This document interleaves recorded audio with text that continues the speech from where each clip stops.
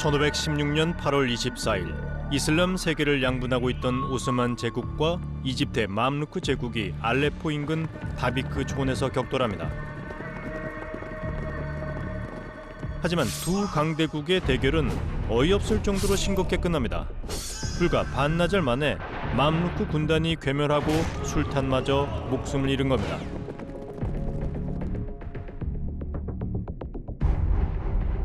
(1895년 4월 17일) 일본 시모노세키에서는 청나라와 일본의 강화 조약이 체결됩니다.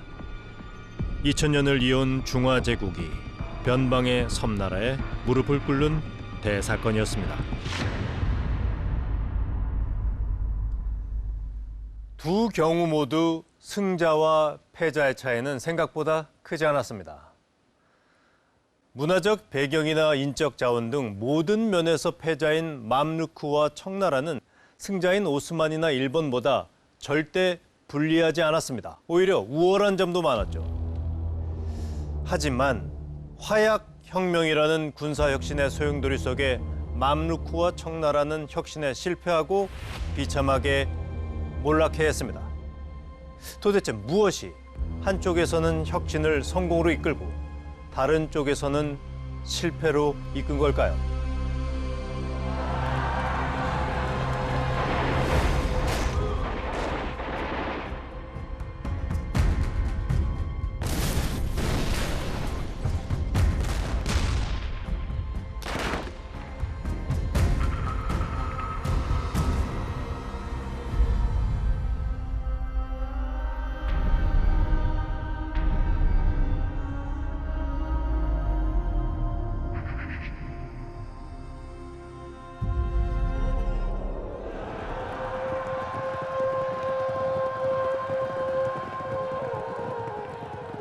서기 1260년 한 무리의 기마 군단이 팔레스타인 지역에 대한 침략을 시작합니다.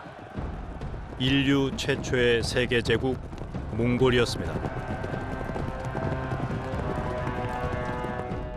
중국과 서남아시아, 유럽을 제패한 그들이 이제 아프리카 정복을 위해 그 길목인 팔레스타인으로 들어선 겁니다.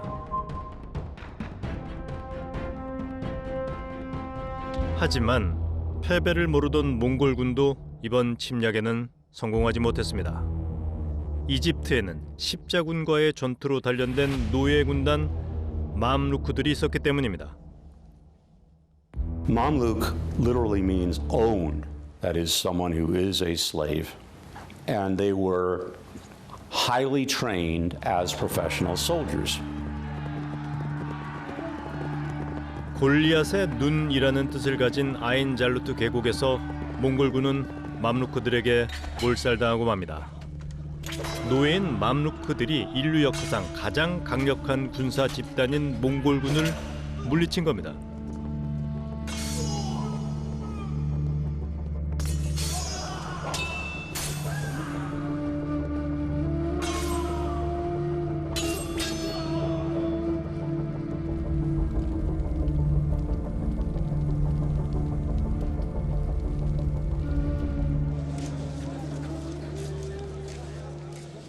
이집트를 지켜낸 맘루크들은 비록 노예였지만 단순한 노예는 아니었습니다. 술탄의 호위병에서 출발해서 장군이나 고위 관료 같은 이집트의 지배 계급이 될 수도 있었습니다. And from a ruler's point of view, they had the advantage of being loyal to their ruler or the person who had recruited, trained, and then freed them. They developed from being just elite soldiers to being given responsibility for military leadership, military command. Then subsequently we find them as governors of provinces or castles or even cities, then whole provinces. 맘루크들의 또 다른 특징은 중무장한 기사들이란 점입니다. 이들이 칼을 맞대고 싸웠던 유럽의 기사들처럼 맘루크들은 말에게도 갑옷을 입힐 정도로 철갑을 온몸에 두르고 마치 탱크처럼 전쟁터에 나섰습니다. 아인잘루트 전투에서 이들이 몽골군에게 승리할 수 있었던 이유도 중무장한 기병으로서의 강점을 잘 활용한 덕분이었습니다.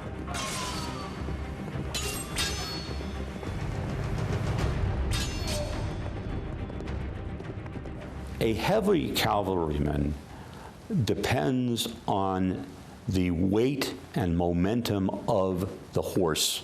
So the perfect example of the heavy cavalryman was a European knight wearing armor, riding a very large horse, and holding a lance that transmitted the kinetic energy of the horse against what it hit. 거듭된 군사적 승리로 권력이 맘루크들에게 집중되자 결국 술탄마저 이들에게 쫓겨나게 됩니다. 노예들이 주인을 몰아내고 주인 자리에까지 앉은 것이죠. 바로 이집트 맘루크 왕조입니다. 맘루크 왕조의 전성기인 1356년에 건설된 술탄 하산 모스크의 화려함은 마침내 지배자의 위치에까지 올라간 노예들, 맘루크들의 자부심을 오늘날까지 전해주고 있습니다.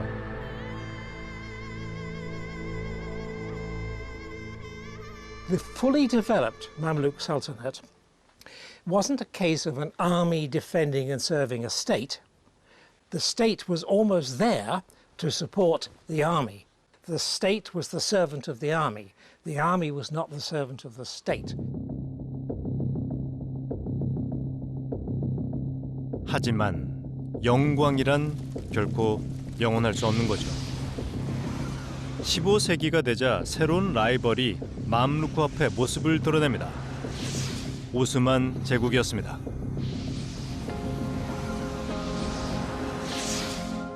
The competition arose after the Ottomans conquered Constantinople and clearly became a major power. And they started to look wider. They saw themselves they had greater ambitions. They became, as it were, Muslim emperors. They became the new Islamic Caesars.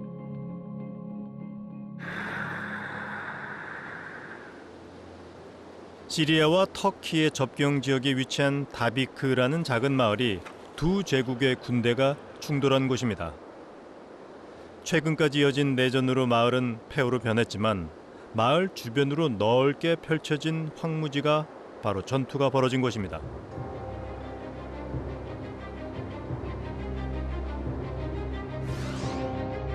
오스만군 6만 5천과 맘루크군 8만이 다비크 초원에 집결한 것은 1516년 8월 24일이었습니다. 두 나라의 술탄까지 직접 참전한 물러설 수 없는 결전이었습니다. 맘루크 제국의 주력은 중장기병 기사들인 맘루크 자신들이었습니다.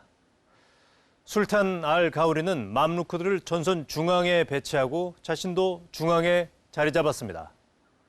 중장기병의 강력한 돌파력으로 오스만 군대를 쓸어버릴 생각이었죠. 오스만의 술탄 셀림도 중앙에 자신의 최정예 병인 예니체리를 배치했습니다. 이들도 맘루크들처럼 노예였지만 차이가 있다면 이들은 보병이었습니다. 그리고 맘루크에 맞설 기병대를 좌우에 배치했죠. 하지만 셀림이 오늘을 위해 준비한 것은 이들만이 아니었습니다. 최후의 순간을 위해 셀림은 비밀 무기를 숨겨놨습니다. 200년간 무적을 자랑한 맘루크들의 돌격으로 전투가 시작됐습니다. 전형적인 초승달 대응으로 달려나간 맘루크들은 곧장 오스만의 기병대를 덮쳤습니다. Now, when the battle starts, the Mamluk attacks primarily with their cavalry, who are absolutely first-rate cavalry, armored cavalry, skilled, brave, disciplined, and all the rest of it. And they were very successful. They forced back the Ottoman left wing.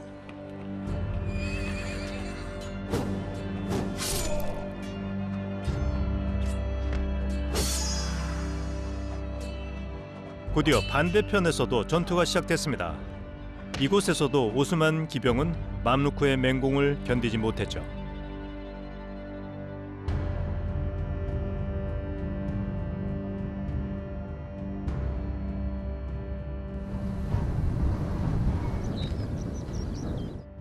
오스만의 상황은 절망적으로 보였습니다.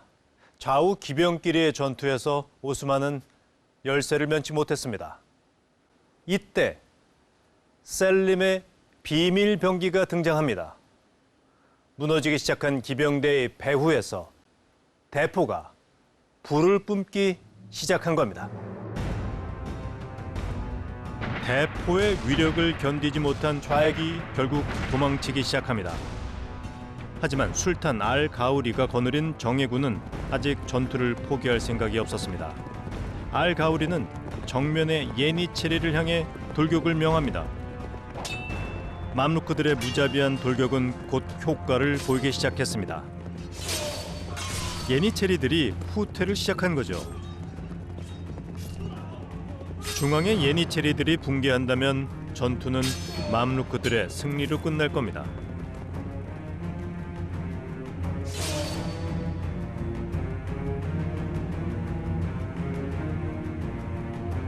하지만 이건 셀림이 파놓은 함정이었습니다. 예니체리들이 후퇴하자 뒤편에 있던 대포들이 불을 뿜기 시작했습니다. 곧이어 예니체리들의 화승총도 일제 사격을 시작했습니다.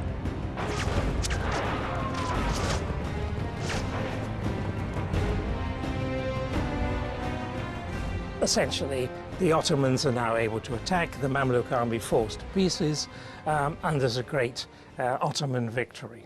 So this was not a fair fight or anything like it. This was a far more capable and sophisticated government producing a far more capable and sophisticated army and winning. 도망친 맘루크들은 카이로에서 마지막 저항을 시도했습니다. 하지만 견고한 카이로의 성체도 화약 무기 앞에서는 아무런 소용이 없었습니다. 200년 이상을 군림해온 기사들의 나라 맘루크 제국은 이렇게 종말을 맞았습니다.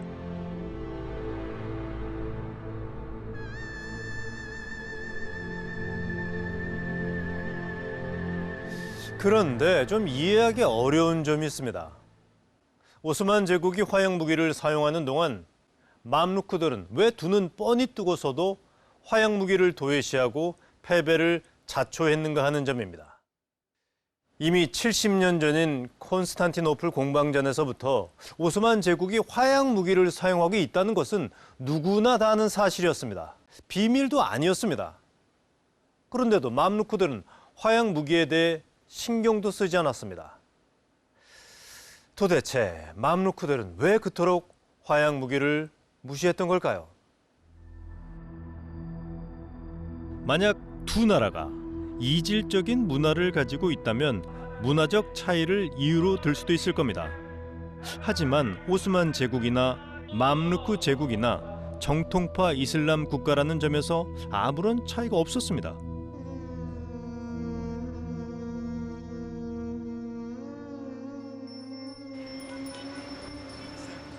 그렇다면 화약 혁명의 진원지인 유럽과의 거리가 영향을 미쳤을까요?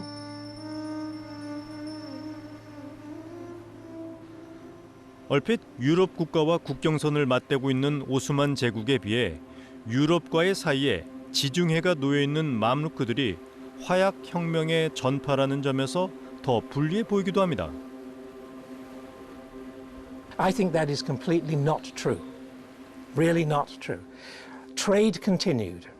The Genoese had, in Italy, the great trading power, one of the great trading powers, had effectively an alliance with the Mamluks which went back for centuries and still did. 지중해가 장애물이 아니라는 증거는 또 있습니다.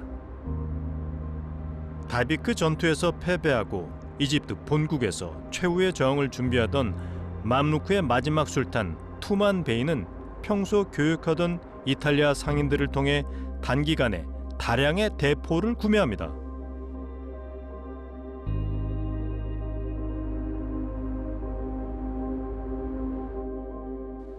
화약 전쟁에는 화약 전쟁으로 맞서기 위해서였죠. 화약 무기의 가치를 마침내 깨달은 겁니다. 조금 더 일찍 알았다면 좋았겠지만 사실 때는 이미 너무 늦었습니다. 급조한 부대로 오랜 기간 화약 무기에 단련된 베테랑들을 이길 수는 없었죠. 하지만 중요한 것은 멸망하는 마지막 순간까지도 맘루크들 역시 화약 무기를 구하려면 얼마든지 구할 수 있었다는 점입니다. 그러니 유럽과의 거리는 문제가 아닙니다. The Mamluks themselves, that is the elite troops, they didn't like to have anything to do with guns. They were dirty, they were sort of demeaning, they were not heroic. You know, they saw themselves as heroic warriors fighting in the old-fashioned, gallant way, almost like knights in the Middle Ages in Europe. 많은 이들의 오해와 달리 기술은 절대 가치 중립적이지 않습니다. 기술 혁신은 반드시 권력 관계의 변화를 동반합니다. 기득권을 공격하게 되죠. 화약 혁명도 마찬가지입니다. 화약 무기의 채택은 전투의 주역이 기병에서 보병으로 옮겨간다는 것을 의미합니다. 기병이라는 군사적 능력이 권력의 바탕이었던 맘루크들로서는 도저히 받아들일 수 없는 변화였습니다. 그들로서는 불가능한 혁신이었습니다.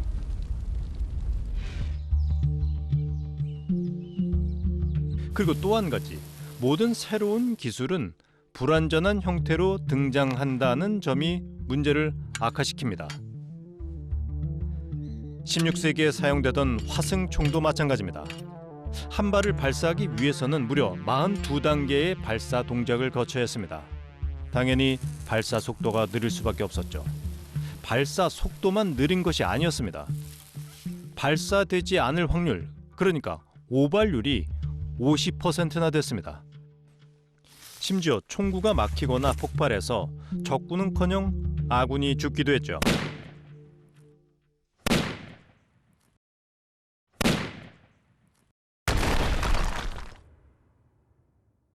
The handgun that develops by the end of the 16th century, which is the sort I think we would normally think of as a sort of infantry weapon of this period, is big.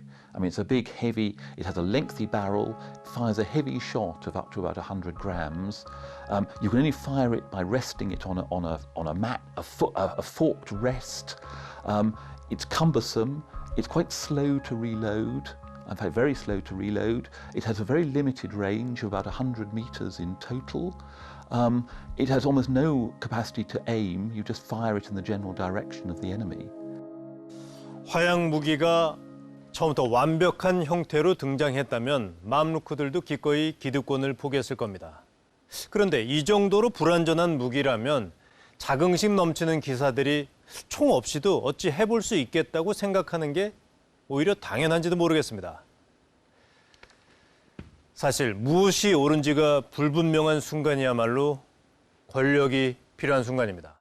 무엇이 옳은지가 명확하지 않기 때문에 의지를 관철시킬 수 있는 강제력이 필요한 거죠. 그리고 혁신이 필요한 순간이야말로 무엇이 옳은지가 가장 불분명한 순간입니다. 불완전한 기술 앞에서 선택을 해야 하니까요. 이런 상황에서 권력을 가진 자들이 혁신으로 인해 손해를 볼 자들이라면 혁신은 불가능할 수밖에 없습니다. 하지만 일단 시작된 화약혁명은 급속도로 기술을 개선해 나갔습니다. 자신의 기득권을 지키려는 인간의 이기심을 비웃기려도 하듯이 혁신의 속도는 인간의 상상을 뛰어넘는 법입니다. Power is very important for innovation because if change were going to happen without influence and power, it would have already. So if you're going to do something new, there are probably a bunch of individuals who are already committed to the existing order. They've made their careers on the basis of a certain set of beliefs and behaviors. They've been successful using those beliefs and behaviors. And so therefore, in order to do anything new and innovative, you're going to have to overcome the resistance of the incumbents. And so for that, you're going to need power and influence. 19세기 이후 동아시아의 근대화 과정도 변화와 혁신에 있어서 권력의 문제가 얼마나 중요한지를 보여줍니다.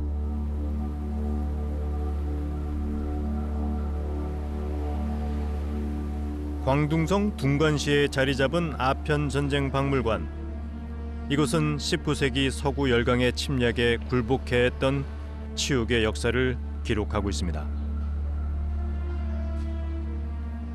它的直接导火线当然是鸦片，就是林则徐在1839年在虎门销烟，打击了这个殷商的这个利益，英国借口这个保护殷商，发动了这次战争啊，因为英国方面是以保护他们的鸦片贸易为借口，所以这次战争我们就把它称为鸦片战争。这次战争的这个结果呢是以签订 中国历史上第一个不平等条约《南京条约》而告结束的中方的失败，应该说对中国知识界，就是对士大夫群体造成了很強烈的思想震撼。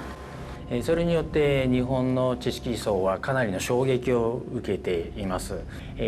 それから知識人の多くは清国の二の舞にはなりたくないということで、大変な危機感を持った。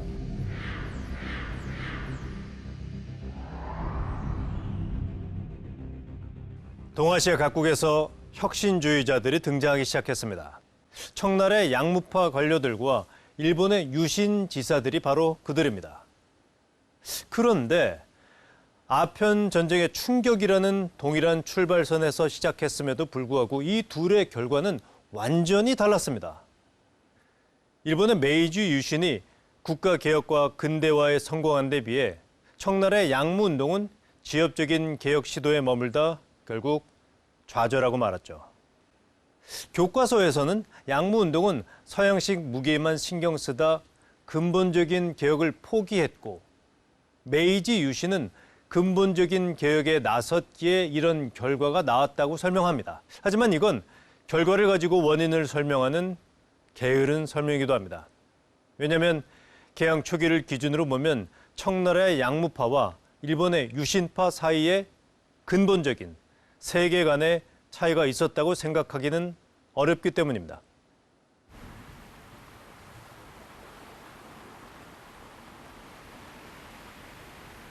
일본 시모노세키, 박한 해협을 지키고 있는 마에다 포대.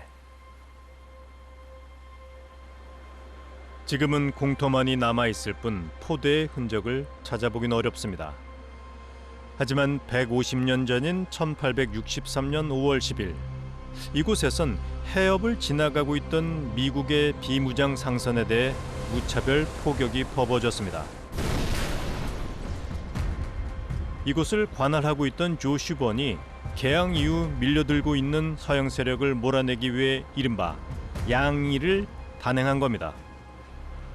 포격에 놀라 도망가는 상선을 보고 조 슈번의 부사들은 환호성을 울렸습니다. 하지만 이들의 환호는 오래가지 못했습니다. 최신 무기로 무장한 영국과 프랑스 연합 함대가 나서자 포대는 힘 한번 써보지 못하고 파괴당합니다. 일본 정부는 막대한 배상금을 물어야만 했죠. 지금도 시모노세키 박물관에는 그 당시 사용하던 나무 대포가 보관되어 있습니다.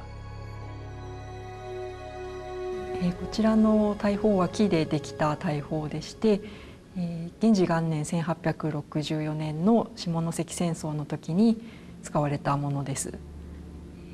長州藩はこの時に青銅製の大砲も用意したんですけれども、なかなか数を揃えることができなくて、こういった木の大砲も急ごしらえで用意をして一緒に使っていたというものになっています。 서양과의 일전을 주장하던 조낭 양이파의 무모함이 느껴지는 듯합니다. 흥미로운 사실은 서양 상선을 나무 대포로 공격하던 이 무모한 양이파들이 바로 메이지 유신의 주역이기도 하다는 사실입니다. 사실 메이지 유신의 주역인 조슈 번과 사츠마 번의 하급 무사들은 개항 쪽이 완고한 양이파들이었습니다. 서양인들을 몰아내야 한다고 주장했죠. 솔직히 미래에 대한 일관된 전망을 가진 선각자들이라고 하기는 어려웠습니다. 청나라가 두 차례의 아편 전쟁에서 패배하고 나서야 서양 무기의 우수성에 눈을 뜬 것처럼 이들도 싸워보고 나서야 서양 무기의 우수성을 깨닫고 개국으로 방향을 틀었습니다. 청나라나 일본의 경우처럼 19세기 아시아 각국이 서양의 근대 기술을 받아들이기로 결정한 이유는 결국 싸워서 졌기 때문입니다. 화약혁명과 산업혁명을 거친 서양의 무기는 거의 외계인들이 쳐들어온 것 같은 충격을 줬을 겁니다. 너무나도 명백한 힘의 차이 앞에 전통을 고집하는 것이 불가능하다는 걸 깨달은 거죠. 因为这个2次鸦片战争的失败，使中国切实感受到西方在军事方面是优于中国啊。因为2次战败都是中国人认识到中国在军事方面，特别是使用的武器方面，中国不如西方要先进啊。所以，他学习西方是从军事开始的，是从军事开始。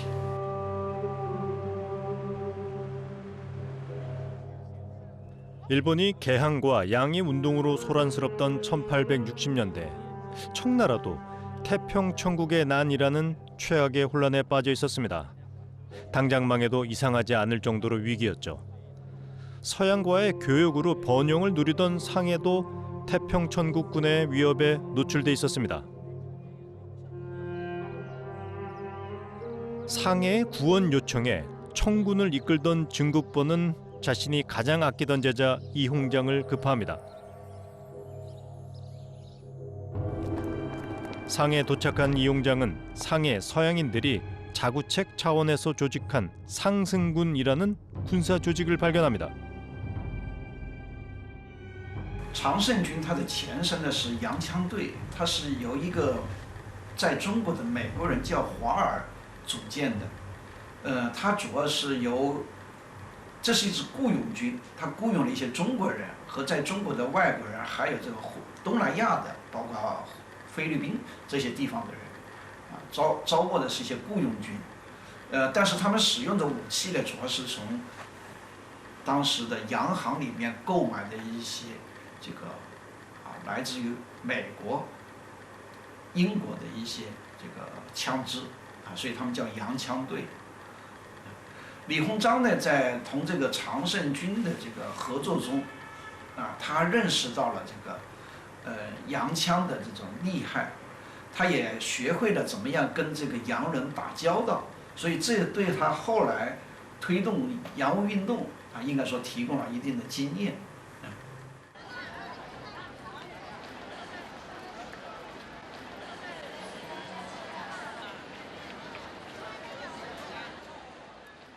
증국본과 이홍장은 상승군의 탁월한 전투력에 깊은 인상을 받습니다. 무엇보다 중국인도 서구식 훈련을 받고 서구식 무기로 무장하면 서양 군대와 대등하게 싸울 수 있다는 생각에 크게 고무됐습니다. 결국 문제는 무기라는 사실이 분명해진 거죠.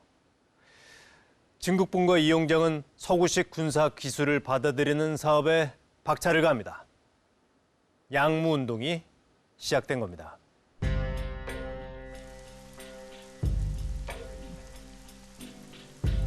이홍장이 1865년 남경에 건설한 금능기기국은 이런 노력의 일환으로 만들어진 곳입니다.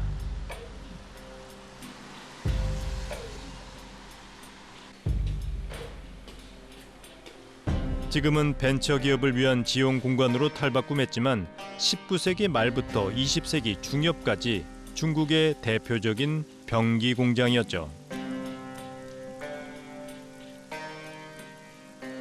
这两个企业呢是中国近代两个最大的兵工企业，它主要是以引进和学习西方的这个军事武器为目的来设立的。在此之前呢，这个湘军呢在安庆设立了一个安庆兵工厂、军械厂，这个军械厂呢后来就搬到了在湘军打下这个南京以后就搬到了这个南京，然后呢把它改变，在1865年改变成为改组成为这个金陵制造局。 금능기기국 외에도 강남제조총국, 복권선정국, 천진기기국 같은 무기 공장들이 각지에 들어섰습니다. 증국본 휘하의 상군, 이홍장 휘하의 회군, 좌종당 휘하의 초군 같은 새로운 군대들도 속속 근대식 무기로 무장하기 시작했습니다.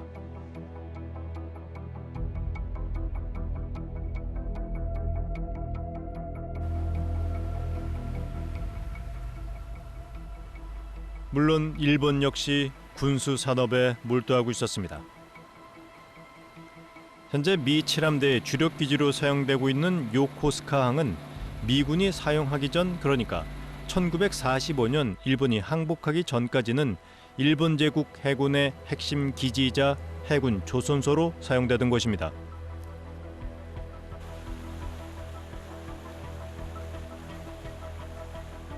이 해군 조선소가 처음 세워진 것도 1865년입니다. 청나라의 금능기기국이나 강남제조총국과 비슷한 시기였죠. 청나라의 양무파들처럼 일본도 서구식 무기로 무장하기 위해 막대한 양의 무기를 구입하고 무기 공장을 세우기 시작한 겁니다. 이처럼 청일 두 나라의 근대화는 비슷한 시기에 비슷한 이유로 시작됐습니다. 어느 한쪽이 애초부터 진보적인 세계관을 가지고 있었던 건 아닙니다.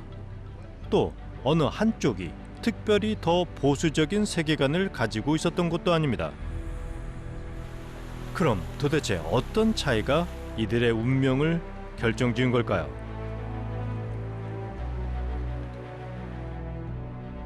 모든 혁신적 변화에는 가속 페달이 필요한 순간이 있습니다. 처음 예상했던 것보다 훨씬 멀리까지 갈 각오를 해야 합니다. 양문도의 경우도 마찬가지입니다. 처음엔 대포에서 시작했지만 그 대포를 제대로 활용하려면 근대적 군인과 물류 체계가 필요하며 결국 근대적 국민 국가가 필요합니다. 근본적 개혁이라는 가속 페달이 필요한 순간이 오는 겁니다. 그런데 가속 페달을 밟기 위해서는 운전대를 직접 잡고 있어야 합니다. 권력이 필요하다는 뜻이죠. 바로 이때가 선택의 순간입니다. 그 선택의 순간에 양무파와 유신파는 다른 방향으로 움직였습니다. 왜 그랬을까요? 양자의 결정적인 차이는 양무파들은 시종일관 충신이었고 유신파들은 반역자들이었다는 겁니다. 앞서 얘기한 것처럼 1860년 무렵에 청나라는 태평천국의 난으로 멸망 직전까지 몰려 있었습니다. 청나라의 주력군인 8기군은 부패와 무능으로 태평천국군에게 연전연패했고 중국 남부 대부분이 태평천국의 손에 넘어가 있었죠. 이때 무능한 정부군을 대신해서 청나라를 구한 것이 바로 향용이라 불리는 한족 출신 의용병들이었습니다. 훗날 양무운동의 주역이 되는 증국본이나 이홍장이 직접 조직한 군대입니다. 그리고 1864년 7월 19일 증국본에 의해 남경이 수복됨으로써 태평천국의 난이 드디어 종식됩니다.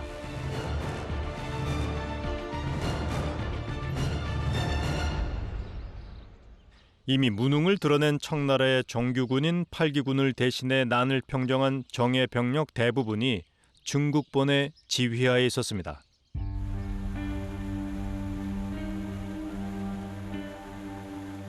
이번 기회에 무능한 만주적 왕조를 몰아내고 새 나라를 세우자는 유혹이 없었다면 그게 오히려 이상한 일이었을 겁니다.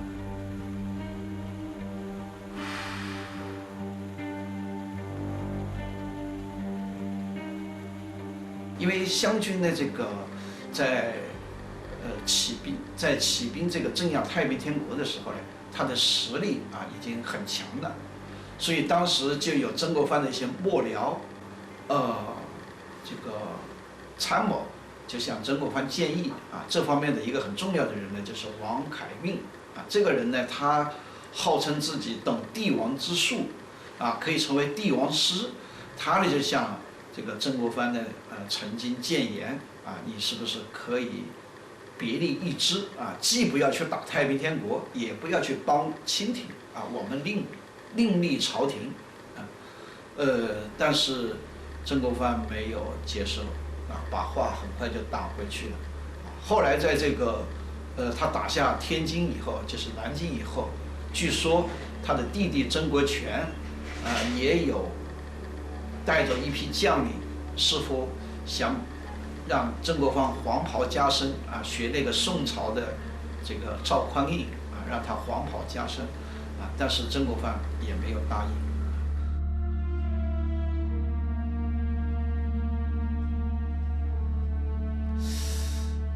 만약 이때 증국본등이 봉기했다면 청나라는 붕괴했을 겁니다. 어쩌면 세상의 모든 혁명이 그렇듯이 순식간에 급진화해서 신의 혁명이 50년 앞당겨지는 결과가 일어났을 수도 있습니다. 아니, 그렇게까지는 아니더라도 최소한 양무 운동이 전국적으로 훨씬 효율적으로 진행됐을 겁니다. 하지만 증국본은 끝까지 청나라의 충성스러운 신하로 남았습니다. 결국 개혁의 미래는 그 개혁으로 권력을 상실하게 될 청나라 황실의 손에 맡겨졌습니다. 이건 화약혁명의 미래를 화약혁명의 적대적인 맘루크들에게 맡기는 것이나 마찬가지인 상황입니다. 당연히 개혁은 일보 전진과 이보 후퇴를 거듭하며 제자리를 맴돌아야 했습니다. 曾国藩当时具备一定的实力，但是曾国藩本人呢是一个受理学思想很深、影响很深的人，他讲究的是忠君爱国，所以他对朝廷的这个忠心，可以说是这个是没有动摇的。当然，他还有一点，就是因为当时中国已经经过长期的这个战争，他已经看到这种战争对国家的影响，生民涂炭。 所以他不希望这个战争再继续延续下去，希望国家能够稳定下来，这是我想他不会产生对清廷二心的一个很重要的原因。 I want to be liked by everybody. I want to be authentic and tell everybody what's on my mind. And so and they think of themselves as they need to be modest and they need to be self-effacing and they need to not project as much power as they have. And so in many, many ways, individuals get in their own way, and one of the reasons why they get in their own way is because they're very ambivalent. They want power, but they're kind of reluctant to do what it takes to have it. 증국본이 권력을 거부하는 순간 일본에서는 권력을 향한 투쟁이 더욱 격화되고 있었습니다. 1866년 교토의 한 저택에서는 막부의 눈을 피해 비밀 회담이 진행되고 있었습니다.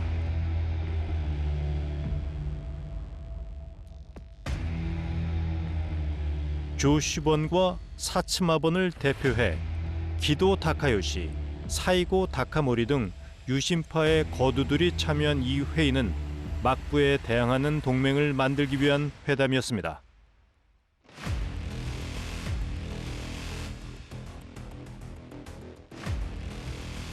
회담 결과 이른바 사초 동맹이 만들어집니다.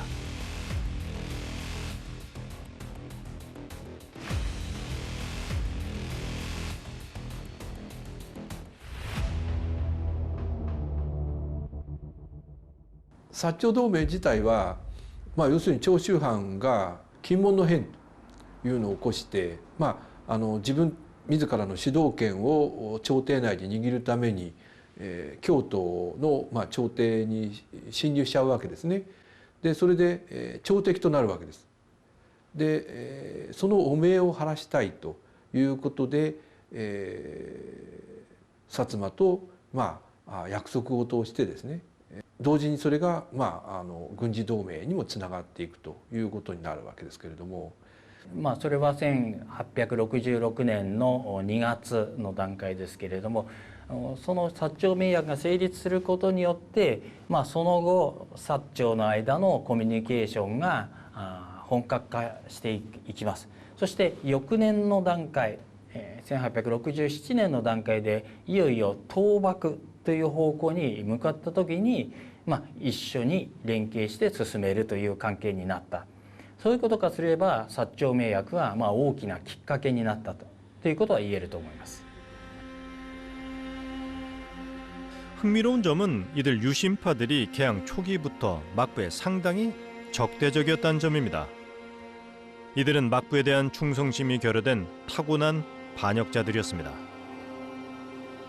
그리고 이것은 이들이 소속된 사스마번이나 주시번이 이른바 도자마번이라는 사실과 관련돼 있습니다.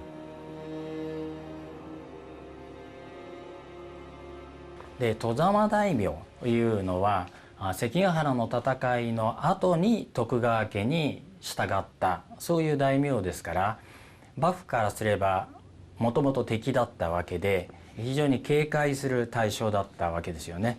外様大名というのはもともと中央の政治には関与できていませんし、そしてその下による下級武士たちっていうのはかなり教養を身につけながらもちろん政治参加はできませんでした。そういう意味で言うと外様大名というのは幕府に対する対抗心というものが潜在的にずっとあったということは推察されます。 이처럼 존재 기반 자체가 막부와 무관했기 때문에 이들은 충신이라는 입장으로 일관했던 양무파들과 전혀 다른 선택을 합니다. 직접 권력을 쟁취하기 위해 적극적으로 움직인 겁니다. 심지어 내전이 일어나는 것도 개의치 않았습니다. 중국번이 서양 세력 앞에서 내전을 벌이는 것을 걱정했다지만 일본이라고 달랐을까요? 1867년에 내전을 벌이는 것은 일본으로서도 위험천만한 일이었습니다. 하지만 유신파들은 개의치 않았고 결국 막부를 무너뜨리고 권력을 쟁취합니다. 운전대를 직접 잡은 것이죠. 그리고 가속 페달을 밟아야 하는 순간이 왔을 때 그들은 양무파보다 훨씬 멀리까지 갈 수 있었습니다. 그리고 개혁이 시작된 지 30여 년이 지난 1895년 양무운동과 메이지 유신은 청일전쟁과 시모노세키 조약으로 그 명암을 달리합니다. 전쟁에서 패배한 2000년 중화제국이 변경의 섬나라에게 굴복합니다. 더불어 양무파인 이용장이 유신파인 이토 히로부미에게 패배를 인정해야 했죠. 운전대를 직접 잡은 자와 운전대 잡기를 거부한 자의 경쟁에서 운전대를 직접 잡은 자가 승리한 겁니다.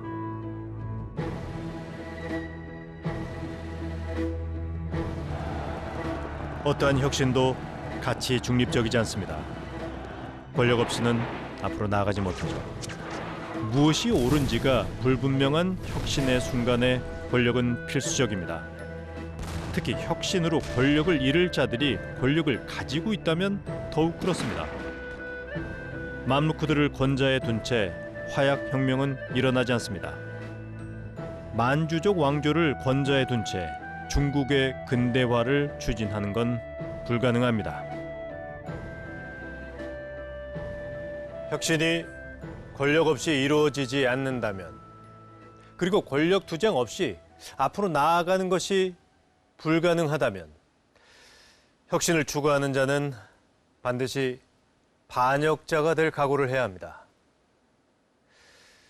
기존 권력에 대한 도전은 결국 반역일 수밖에 없기 때문입니다.